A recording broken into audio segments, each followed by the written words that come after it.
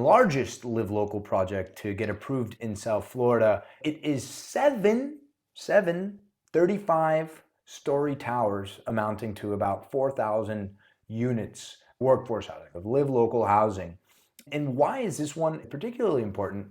Because every single unit is going to be workforce housing. So Live Local, which is the state's workforce housing developer enablement program, it only requires developers to allocate 40% of the units workforce housing. And what is workforce housing?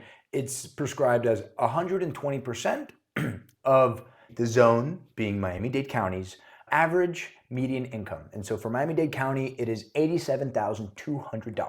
So if you make within 120% of that, you get these workforce housing rates to live in these buildings, and developers get tax breaks. But if the whole development is for workforce housing, they get a full property tax break.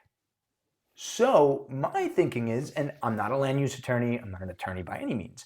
Land use attorneys go to law school for 3 years and they build entire practices around this concept. But it seems like to me, as a layman constituent, that City of Miami is trying to get ahead of Live Local, because if I'm a developer and I apply for one of these Live Local projects, it's been described to me by regulators and by developers alike, it's like bringing a gun to a negotiating table with the municipality. You can bring Live Local, put it on the table, slide it across and say, what are you going to do? Because Live Local supersedes municipal building codes. It supersedes Miami 21. It supersedes Miami-Dade RTZ, which is rapid transit zoning. It supersedes everything. So I can stick my workforce housing in here, and if every unit is for workforce housing, I don't have to pay property taxes.